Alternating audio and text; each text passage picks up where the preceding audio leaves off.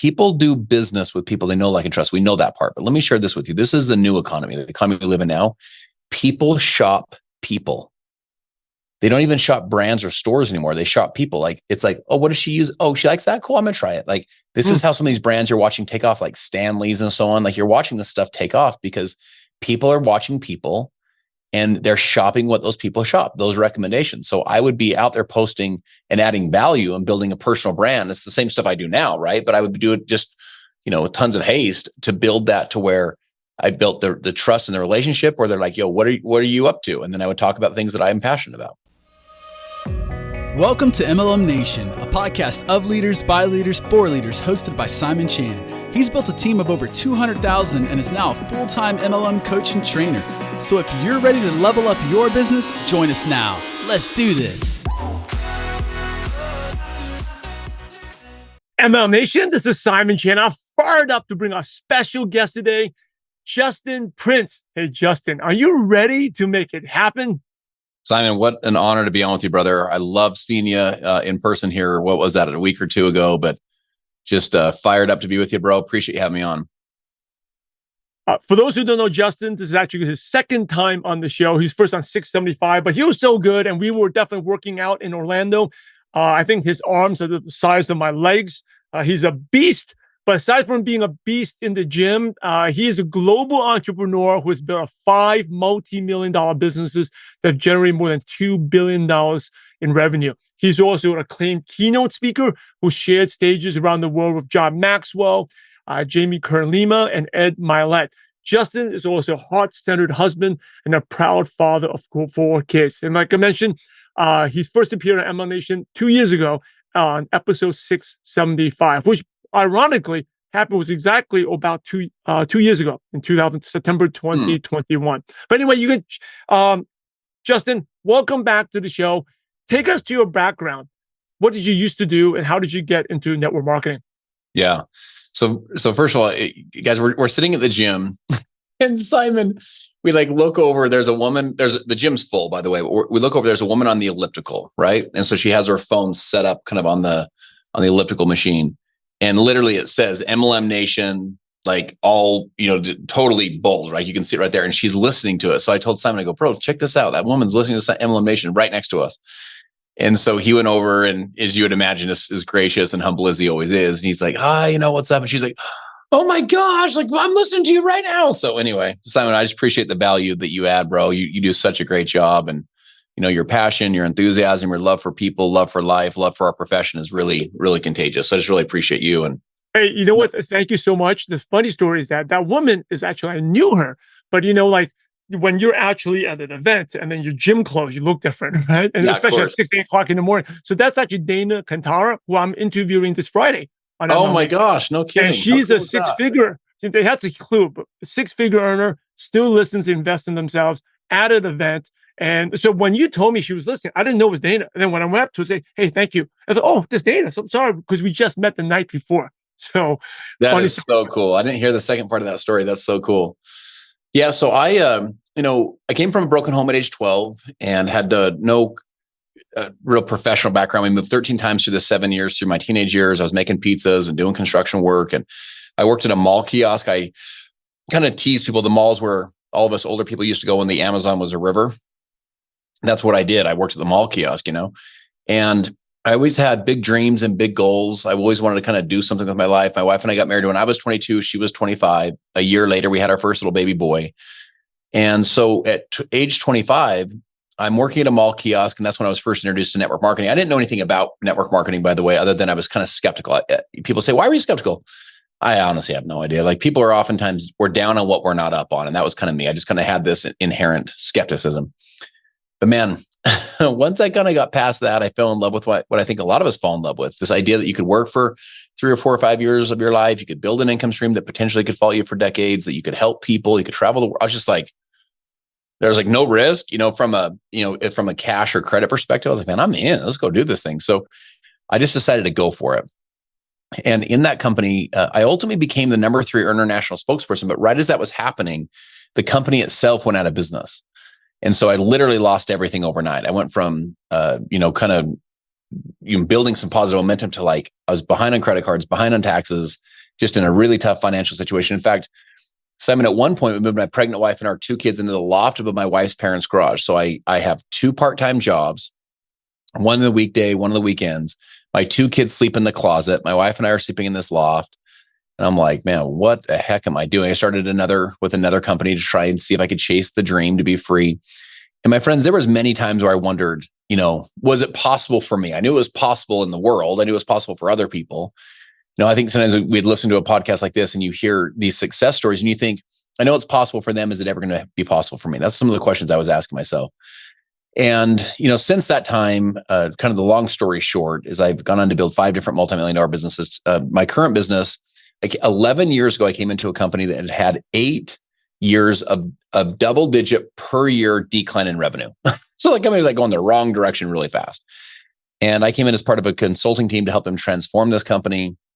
And in that process, we created just literally everything new brand, new business model, new compensation plan, new products, new everything. And, we launched that. I went into the field and launched that business 10 years ago. We've done over $2.5 billion in revenue and millions and millions and millions of customers. And we paid out over $1 billion in commissions, quite a bit more than that now at this point. And it's just been an incredible journey, incredible experience. And I now get to travel all over the world. And I get to tell people like you that are listening that it's possible for you to create, to design an extraordinary life. And I wrote this book. Simon and I were talking about my book, Be the One. Part of where my heart came for the book, there's two elements. One is the one, right? It's not become the one, it's be the one. In other words, you are the one. You're the one that for the last 12 generations, if you take your parents and your grandparents and your great-grandparents and your great-great-grandparents for the last 12 generations, 4,094 people from all over the world have come together to create you. So they've gone through pain and triumphs, tragedies and sorrows, wins and losses, joys and tears to create you. So for you to have this moment, you are the one. Your life has value and purpose and meaning. You are the one. The second part, though, is to be the one. In other words, be is a present state, present word. And so I wanted to create a book that was not just like a motivational, inspirational book. I hope it inspires you, but I wanted to share a book that would actually tactically train you and tactically, practically teach you. I was on the podcast yesterday and the woman said to me, she goes, Justin, I've listened to or read hundreds and hundreds of motivational personal development books. She goes, your book's different. She goes, it's like a tactical roadmap. And I wanted to create a roadmap of all the things that I've learned in really practical steps that would truly change your life.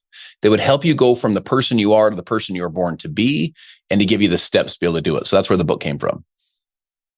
So before we dive deeper into the book, you said that you were struggling, living in a loft. Kids, were just basically no room to sleep.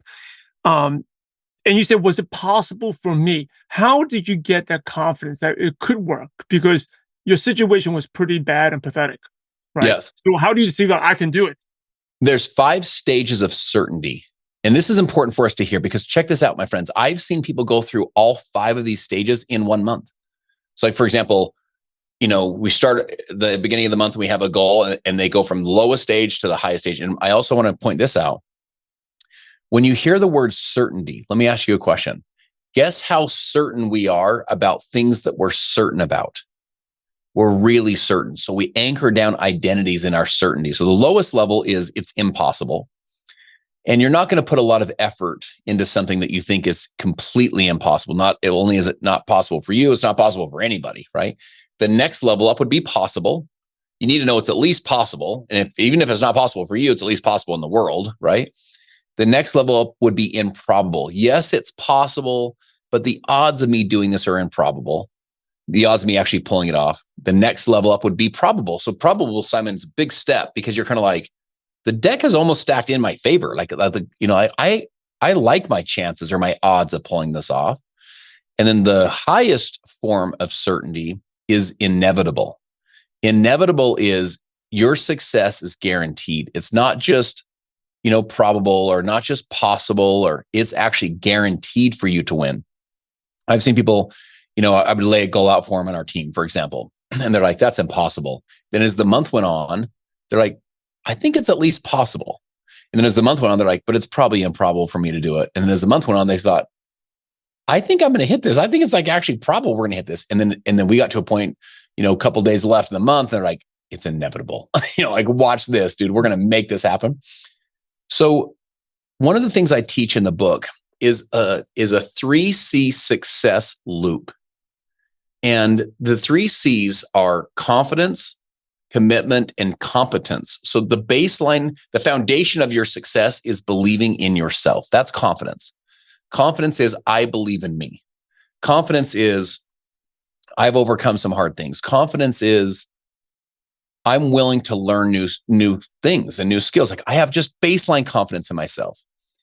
It's hard to get everyone else to believe in you if you won't even choose to believe in you. So that's confidence. The more confidence you have, the more committed you become, because where there is no confidence, there is no commitment. We're kind of going back to what we said a moment ago. Imagine, you ask yourself this question: how committed would you be to a project if you had zero confidence it was going to work? Well, not very committed, because you're just like, I don't even know if this is even going to pan out. So I don't know if it's worth all the effort and the struggle it's going to take to get there.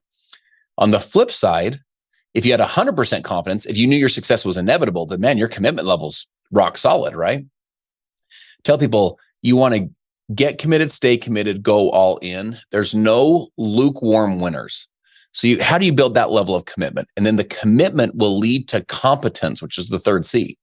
Competence is your skill set. So your talent's your floor, your skills, your ceiling, and you want to build skill above your talent to where you really build the skill set. Simon, it's one of the reasons that you and I resonate with each other.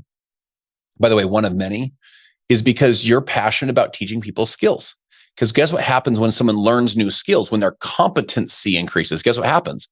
Well, they get good at what they're doing, and now their confidence is higher. When their confidence is higher, they get even more committed because they know that their success is inevitable. That drives to more skill sets, more confidence, and the loop starts to spin. And literally, you can truly be the one in your life in 1 year, 5 years, 10 years with that, when you start spinning that loop. So let me ask this question. What do you do today? You're hearing this and you're like, okay, that makes sense, but you don't know if you have any confidence right now. So in other words, your confidence level is pretty low, and I know that feeling when you're wondering, is this ever going to be real for me? So my friends, it's another C word that I would encourage you to consider, and it's courage. So this is where you lean into your courage. And what I mean by that is that courage precedes confidence. You first have courage. The courage precedes the confidence. Courage, by the way, Simon, that's making that invite to that chickenless person, even though you don't have the confidence to do it yet. That's doing your first video, even though you're like, I look kind of goofy on camera. The courage is doing the follow-up from that prospect that's kind of making your heart palpitate a little bit. Courage is saying, I'm sorry, even though you're still kind of hurt. You're still kind of angry. That's courage. That takes courage. Courage precedes confidence. If you want to build your confidence, start with courage. The more courage that you have will get to a point where you actually have a baseline of confidence. Confidence will lead into your commitment. Where there is no confidence, there's no commitment. Commitment will lead into your competency. You stay humble and you have a social mentality, the white belt mentality. That leads to more confidence, which leads to more commitment, more competence, and you start to spin the loop, but it all starts with courage. This is fascinating. And it makes all the sense. You put it in a very simple framework, because most people think they need, they got to have results, to convince people. But no leader, including me or you, right? We had no results. Actually, you had no results. You were living in a loft. Of course. You convinced people to get started. So do you need competence? Like if you were to start that loop, where do you start? I think, correct me if I'm wrong. I think most people, they think they need more skills. Yeah. So they work on competence, but they don't realize as long as if you don't have the confidence, no one's still going to join. Yes. So, you asked a really interesting question. My friends, when I'm living in the loft of my wife's parents' garage, and I'm going to people saying, hey, we could do this together. Like basically join with me. Like I was casting a vision. There was times when I basically felt like I was selling a dream I wasn't even living myself. And I wasn't deceiving anyone. I wasn't overselling anything. That's not what was happening. But it was just kind of like, I haven't even figured it out for me, like let alone figure it out for you, But I also had confidence in the vision. You know what I'm saying? Like I had confidence I was eventually going to get there. I had confidence that the profession worked for somebody, And so I think you first start with just simple confidence. And again, if you don't have confidence yet, start with courage. The courage will lead to confidence. It will precede and then lead to your confidence. Once you have confidence, you can have confidence in yourself. There's really 5 key areas in networking, by the way. You can have confidence and belief in the profession. Do I think it's perfect? No. Do I think it's the most perfect way for ordinary folks like me and you to build, significant lives for ourselves? Yeah, I do. I don't think there's an easier, less risky way, less cash intensive way for normal people like us to have a chance to go become entrepreneurs and to really build something significant. So there's 5 areas. Profession's 1. 2 is you can have confidence in your company. That's mission, vision, values. That's the executive team, founders, ownership team, etc. You can have confidence in the company. 3 is you can have confidence in your products or your service. Do I believe in what we're selling? Do I believe in what we're sharing with people? That's number 3. Number 4, confidence and belief in your team and in your system. So your team is basically like, are people better because they come and associate with all of us? Like, can we enrich people's lives? Can we make their lives, whether they make $1 million or $1, can they be better because they came and associated with the culture of our team? You can build that confidence and, go through your systems, your training and onboarding systems. And then lastly is confidence and belief in you. My friends, if you don't believe in you, then it's not easy for you to go tell everyone else to believe in you. If you believe that you're going to fail, you're not going to. Success is an identity process. So check this out, Simon. You'll never outperform the way you see yourself. If you see yourself as a winner, you're not going to roll over and quit like a loser would. If you see yourself like a loser, you're not going to truly pay the price that a winner would. James Clear wrote the book Atomic Habits that all of us have studied. And he says there's 2 boys, one of which stole the candy. They say to the first child, "Did you steal the candy?" And the little boy said, "I didn't steal the candy." They said to the second child, "Did you steal the candy?" And the little boy said, "I don't steal." I didn't steal is an action. I don't steal is an identity. And over time, you'll never outperform that identity, the way you see yourself. So what I'm sharing with you, my friends, is this. It starts with your confidence. And if you don't have that, it starts with your courage. But your confidence will lead to your commitment. I'm going to figure this thing out. Therefore, I'm committed. Commitment will lead to those skill building, time that you're taking to build your skill sets, which just will only feed more confidence for you. I think this is also from that James Clear book. He talks about, related to the stealing with the kids, was that 2 people try to smoke, was trying to quit smoking. And one person says, "Yes, I'm trying to quit." Or the other person says, "I'm not a quitter. I'm not a smoker." That's right.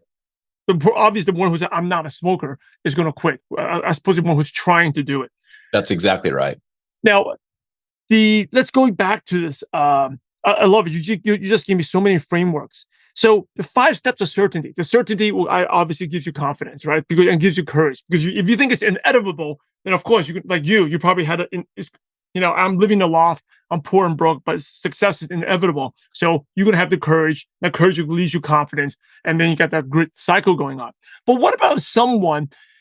Everything they've done, they've done 3 network marketing companies already. All 3, they've never recruited anyone. They've never made any money. They've been to events. They're still struggling. They get excited, but they don't. How can they have certainty that it's inevitable, that they're going to be successful? Listen. So I was on a podcast recently, and the host asked me a question. They said, "Are you a pessimist? Are you a realist or an optimist?" It's like kind of going through this list. And I said, you know what? I'm more of a realist. Like I think leaders, our job as a leader is to call things not better than they are or worse than they are, but call things as they are. As they are is the foundation. That's the truth. The best place to begin any new venture is with reality. So one of the first things I'd be asking myself is this, Simon. I'd be taking total ownership of this situation. Why have I been in 3 companies? What happened? Why am I not succeeding? Why are other people around me succeeding and I'm not succeeding? Where do I need to adjust? Where do I need to adapt? How do I need to improve? Like, I just take full ownership. Am I blaming other people? Am I blaming the upline, or am I blaming my downline, or am I blaming my customers, or am I blaming the economy? Like, you want to rid yourself of all entitlement and raise your personal responsibility. So that's the first thing. Now, in other words, get real with yourself. Just get real. It's okay. Like, just the best place to begin any new venture is not better than it is, not worse than it is, just as it is. Like, let's find the foundation. That gives us a sturdy foundation to build from. So let's just be real. That's number 1. Number 2, there was a study done by the University of Pennsylvania. It was 350,000 participants, 22-year study. And they said that there became a thinking pattern that began to emerge that they said was predictive of success. Well, wouldn't you want to know what the thinking pattern is that makes your success predictive? What they said that the thinking pattern was optimism. Optimism was made it, it became predictive of success. And in fact, there was two characteristics that they found with successful people over this 22-year study. Characteristic number one is that they had unrealistic expectations that they were going to succeed. They had unrealistic expectations. Now, Simon, I don't know exactly how this study worked, meaning how the academics and the researchers did it, but I'm just going to assume here for a sec. I think that these academics that came from kind of an academic, college-based academic background, they would get around people like you, or even people like me, or some of your listeners here, and they would hear your goals and dreams, and they'd be like, "This is unrealistic." It's like you have unrealistic expectations that you actually think this is going to pan out. What they didn't account for is this is how all entrepreneurs, this is how all great dreamers are. So, my friends, you might be listening to this thinking, my success is unrealistic. That's okay. That's okay. That's how everybody feels. Okay. Second characteristic that they found with these successful people, these optimists, was that they tried new things until they succeeded. My friends, the word until can guarantee your success. The word until can make your success inevitable. And what that means is the old Ogmandino quote, I will persist until I succeed. Now, here's the thing. Doesn't mean just bang your head against the wall until you succeed. That's not what I'm saying. I'm saying you might need to adjust until you succeed, or adapt until you succeed, or study the right books and the right material and apply it until you succeed, or listen to the right podcast until you succeed. In other words, maybe you're going to have to go over the wall, under the wall. Maybe you have to go around to the right, to the left. Maybe you have to find the weak spot, the weak, area in the wall. But you do it for how long? Until, and I'll share this with you just as a mindset for me. Simon, I would rather dream big dreams, have big goals, go for it, give it all I've got and fail than play small my whole life and win. Like I want to go for it. And so my alternative, you almost have to choose your hard. Like it's hard to be successful. It's hard to fail. You almost have to kind of choose your hard. Listen, maybe you've been in 3 companies and maybe you weren't the person. You hadn't developed some of those skill sets, or maybe you hadn't built emotional maturity yet, or maybe you hadn't built the resiliency yet, or the confidence or the courage or the commitment or the competency. That's okay. My friends, you can still persist until you succeed. You can still say, I'm going to try new things until I figure this thing out. That's what I would say. Keep moving forward, shift your attitude, take the next right step, make the next right call, follow up with the right person. Like that's what the one does. The one keeps moving forward even when they've, in the face of failure. I think another big part of it is, and this, is surround yourself with people that inspire you. Yes. Right. Like if you're around most people who don't do network marketing, you have to see them. They're trying to get you out of the profession. And then it's not that you don't have that confidence. But once you go to an event, like even that's why I'm just working out with you and Jordan, just get your confidence, you're successful. And that inspires, hey, I can do this. If you're surrounding yourself, you're not doing the personal development, you're not reading the books, you're not going to, it's easy to be, you talk about keys, optimism, the opposite of pessimism guarantees failure. Right. Yes. And that's why I can't stand when people, I'm going to try to do this. You try, you might as well. That's not what you said, unrealistic expectations, right? That's not real. That's realistic. And you're basically on the way to failure. That's exactly right. Brother, you're exactly right. So there's 4 words that I was on a magazine. I was interviewed by a magazine once a couple of years ago. And the interview ends and the guy, we're just kind of we're just kind of chatting offline. And he says to me, he goes, dude, how did this happen for you? And I go, what do you mean? He goes, dude, how did you go from no college education, broken home, no professional background to the time $1 billion+ And so I was like, how did this happen? And I thought about it. I thought if I had to simplify it into 4 words, it would be read, listen, surround, apply. 4 words.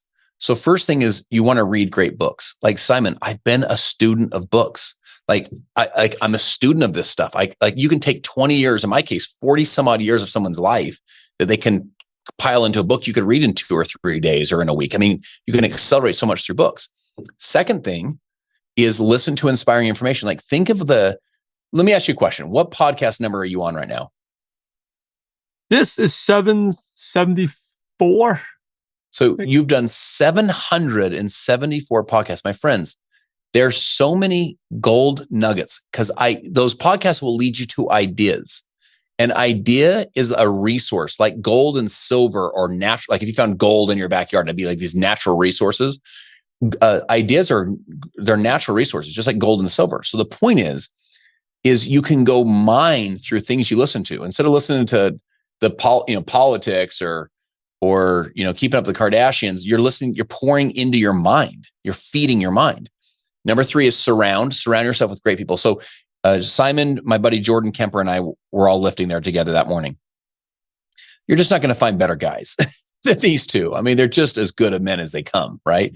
I mean, Jordan's like, there's like a special place in heaven for Jordan, for sure. I mean, Jordan's seriously as nice and as good of a man and as good of a leader as they come.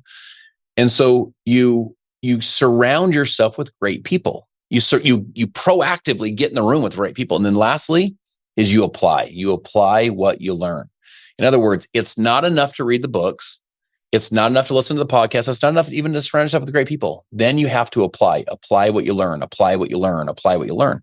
And when you apply what you learn, what happens is you start to grow into the person the application is where all the power is. So Da Vinci said, it's he that doeth the deed that hath the power. It's like, if you want the power, you got to do the deed. It's applying what you learn in the book. It's applying what you learn from the podcast. When you apply, you get competence, which gives you confidence. Yes. Right? Going back to CC, when you apply, because I think every time we learn something, you go to an event, I've done this, where you don't apply, and oh man, I should have done this. No, obviously, confidence and courage goes down. But when you apply quickly, even the small action step, you get confidence, and it goes into that loop that you're talking about. That's exactly right. So one of the questions you want to ask yourself is this. I tell people, never leave the site of inspiration without taking action. So here's the question. What's the right action that you could take leaving this podcast? So like maybe something sparked for you. Like, God, I need to follow up with so-and-so. Man, I need to reach out. Man, I need to get on my stories today. Man, I need to be public today. Man, I need to let people know I'm in business. Man, I need to go give my child a 10-second hug and tell him how much I love him. Like, that's my next action step. What's the next physical step? Never leave the site of inspiration without taking action. The action creates the momentum, and the momentum is the secret to life. I love it. Never leave the site of inspiration without action. So true. Well, I got my 2 action steps from this. Well, thank you. I got 2 things. One thing is personal. The other thing I have to share with my kids, especially my oldest son. Really good. And you know what? Like, getting back to the podcast, like one of the 774 episodes, when I first started back in 2015, selfishly, one of the reasons, of course, I'm featuring promoting leaders, but was I get to pick the brains of great leaders and get ideas from you. And right, I mean, I'm human. I get down, but after talking to you, Justin, like, I'm fired up. I was a little tired before coming. Now I'm fired up, and I was like, wow, these 2 things I'm going to do today. And that's going back to the loop that you're talking about. The 3 C's. So where can people get this? I know it just came out a couple of days ago. Where can people get this book? Yeah, so you can go to wherever you get your favorite books, right? So whether it's on Amazon or Borders or Barnes and Noble or Spotify, Audible, like wherever you get your favorite books, you can go be the one. This book will change your life. Here's the way it's designed. Every single chapter, if you apply just that chapter, that action step will change your life. Just that chapter. So as we stack the chapters together, it is a book that you'll look back later and say, that's one of those books, one of those pivotal books in my life, pivotal books in my career, where I look back later and I say, that's one of the ones that changed my life, And I think we get to create a true movement, my friends, together. So and the movement is helping people to realize they're the one. We have the highest suicide rate among teenage boys we've ever had in the history of our country. Have the highest anxiety rates, depression rates. Like, what if this next generation? What if we were able to set an example for them where they realize, you're the one. Your life has value and purpose and meaning, and then we share with them very practical steps on how to be that person today, to be the one they were born to be. And that's what the book is designed to do. I think we can change the world with it. Yeah, definitely. And especially with social media. I mean, we all love social media, but there's a lot of dark, bad stuff. Are you seeing social media? Everyone looks pretty and beautiful. Great. And you're like, oh, look at my life. But no, you, like Justin said, you are the one, right? You are the one already. And MLM Nation, definitely go get the book. We'll put the link in the show notes page, because I always talk about, if you think I need to get more results, before I get success, you're thinking the wrong way. It starts with courage and like what is it, the 3C loop, and I love the 5 stages of certainty, right? You got to be inevitable. You think inevitable in order to be successful. So, hey, thank you so much, Justin. We can go on and on. Definitely everyone go check out the book. Before we wrap up, some quick questions to pick your brain. Okay? Yeah, Just going to be quick one-liners. What's your favorite success quote that motivates you? The first one that comes to mind for me is excellence is not an act, it's a habit. Therefore, you are what you repeatedly do. It's an Aristotle quote. And I love that you are not what you did, you are what you repeatedly do. And even if it's good or bad, you got to, excellence is the repeating of the habits, doing the right things with consistency. What is one habit that's helped you become successful? Just one right from the top of my mind that changed my life. It's a 2-part habit, by the way. Avoid my phone for the first hour of the day. And then when I say avoid it, avoid text, avoid email, avoid social, avoid news, the whole thing. But I will pour positive into my mind. Like I listen to positive things into my mind. Like I go right to Audible and I pour positive. So I avoid all of the distraction of the phone, but I use the phone to pour positive into my mind. That over the last 20 years is compounded for sure and has been just astronomical in my success. I love that. You're on offense instead of defense in the day. Yeah. What's the best piece of advice you ever received? That it's better to be a warrior in a garden than a gardener in a war. In other words, learn to be strong. Learn to be self-reliant. Learn to have some strength. Learn to have some courage and never need to use it than to need to use it and you don't have, you're weak. So it's better to be a gardener in a war, or a warrior in a garden than a gardener in a war. What's your favorite prospecting tool? Say someone, you meet a qualified prospect. What do? Do you send a video first? Yeah. Do you add text message? Yeah, that's right. I use a video tool. It's kind of a peak interest tool. It's, I think it's 2 minutes and 30 seconds kind of thing. It just kind of gets there like, okay, what's up?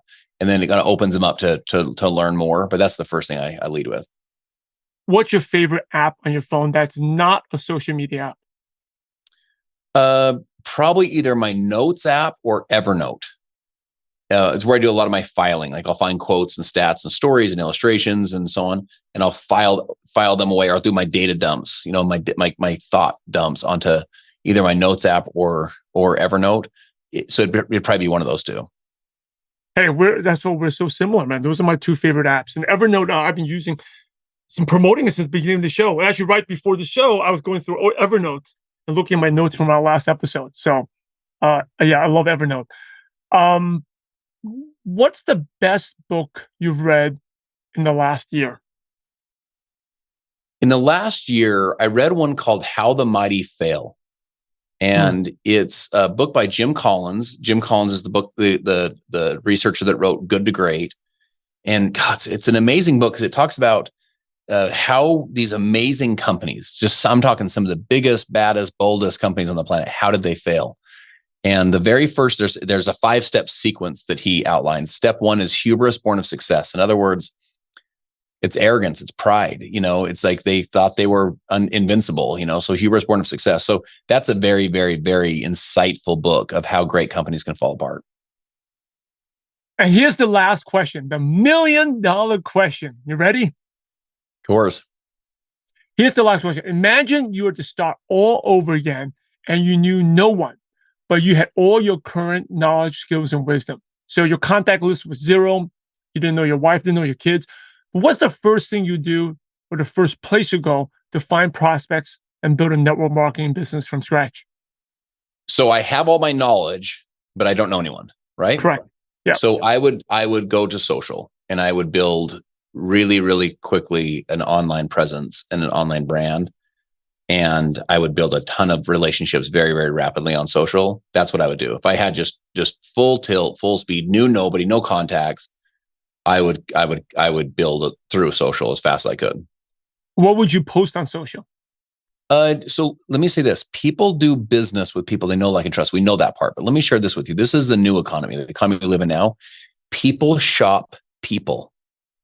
They don't even shop brands or stores anymore. They shop people. Like, it's like, oh, what does she use? Oh, she likes that. Cool. I'm going to try it. Like, this is how some of these brands you're watching take off, like Stanley's and so on. Like, you're watching this stuff take off because people are watching people and they're shopping what those people shop, those recommendations. So I would be out there posting and adding value and building a personal brand. It's the same stuff I do now, right? But I would do it just, with tons of haste to build that to where I built the trust in the relationship where they're like, yo, what are you up to? And then I would talk about things that I'm passionate about. As we wrap up, any last words or advice? And then what's the best way our listeners can connect with you? Yeah. So my words of advice, super simple, my friends, 3 words. Be the one. Be the one today that lives a life. Be the one today that writes a story that future generations of kids that are yet unborn look up into their family lineage and say, it was her, or it was him. The abuse stopped with her. The addiction stopped with him. The financial principles that set our family free, it was my great, great, great grandma. And they're telling your story. Be that one today. And then, I'm on through all socials. You can go to Justin Prince or I am Justin Prince on like Instagram, for example. And, would love your support with the book. I think it's a book that we can change your life and ultimately change your kid's life and your team's life and really add a ton of value that we can reciprocate down through the next couple of generations of kids. MLM Nation, you're the average of the 5 people you spend the most time with. And today you've been hanging out with Justin Prince. So keep up the momentum and go to MLMNation.com. Click on the podcast tab and the show notes with all the nuggets of wisdom that Justin shared, including the links to his profile. Go follow him and go check out his book. The link for the book will be there as well. In order to be successful in life and business and in network marketing, you must help others. So Justin, thanks again for sharing your valuable time with MLM Nation. We're grateful Love you, brother. Appreciate you. We are grateful to you and we appreciate you for having a positive impact on millions of distributors worldwide. Thank you so much again, and God bless you. Hey, MLM Nation, Simon Chan. Here's a recap from a great show from Justin Prince. Definitely head over to MLMNation.com, follow him. You click on the podcast tab at the top, and then you can go to the show notes, go follow him. The link to his book is in there as well. And I love this episode because I always talk about mindset is 95% of success. Most people struggle in our profession because they feel they need to get results before they can get convinced someone to join, right? They do talk about the 5 stages of certainty that Justin talked about. Some of you may feel it's impossible because you have so much quote rejection, so many failures, right? But if you think like that, you're never going to get it. Right? And some of you feel, well, I had some success. Then I know you believe it's possible for others, or improbable, right? It's not for you. Maybe for you, but not really for you, right? And you got to get that it's inevitable. And inevitable comes from like success is guaranteed. And every leader, whether it's Justin when he first started, he had no success, but he felt that his success was guaranteed and you can act. And that gives you the courage to go out there and talk boldly, talk with confidence, right? And the confidence, if you have that success mindset, going back to the 3, I love this 3C loop, that give you the commitment and give you confidence. Most people, you think you need more skills. But if without the skill, if you have all the skills, but without the mindset to be confident, then no one's going to join you. All right? It's just a saying, it's not what you say, it's how you say it. So you can be, I know all the skills, but you're not confident going out there. You're not being bold. You're not, bold means, for example, following up with someone all the time. And even this person says, oh, this doesn't work. Get it, come on. They're laughing at you. You're still bold about it, confident, right? So I'm going to keep doing it. Even if 10 people say this doesn't work, that confidence comes from you knowing that success is inevitable and not letting the results sabotage you, right? And it talks about 5 types of confidence: confidence in profession, confidence in company. But the main one is confidence in yourself. And that comes from your identity. How do you see yourself? Goes back to the certainty. And you can, when I was talking about this, I thought about a lot of things I got to share with my son. But the optimism, right? Knowing that you can do this. And if things don't work well, that's okay. But you change, you make little changes. And you have to surround yourself in that environment. And that's why, we're talking to someone like Justin, I'm always fired up. That gives me inspiration for my success journey, right? When I talk to people who are not in business, sometimes they don't understand what I do. It's like, it's kind of discouraging, right? It discourages you. Everyone in your life is either adding fire to that fuel that inspires you, that makes you believe you can do it, or pouring the other fire that thinks you can't do it. And unfortunately, most people in the world, they are going to take your dream away, whether it's real or not real, whether they intend to do it or not tend to do it. They're going to take it away from you because they're not entrepreneurs. They don't get it, right? They don't get it. So anyway, I can go on. It's a great, great episode. But the two things is never leave the sight of inspiration without action. So you right now, you're probably inspired. I'm inspired. Don't leave the sight of inspiration without action. What action are you going to take? And I'm actually going to take an action step. I have another phone call in 12 minutes. I'm going to take action right now. Okay, what inspiration, what action are you going to take? So anyway, that's what I have for you. Great show. Thanks again for Justin Prince. By the way, these episodes are not free. It took a lot of his time to go and do this. Make sure you follow him and also leave us a review on your whatever podcast platform you listen to, and also subscribe to us on the YouTube channel. Really appreciate it. And get that, again, as inspiration for us to keep going so we deliver value to you. Anyway, I'm Simon Chan. Now it's over to you. Make sure you take action. Never leave a sight of inspiration without taking action. Go take action on something and have a positive impact on someone's life. God bless you all.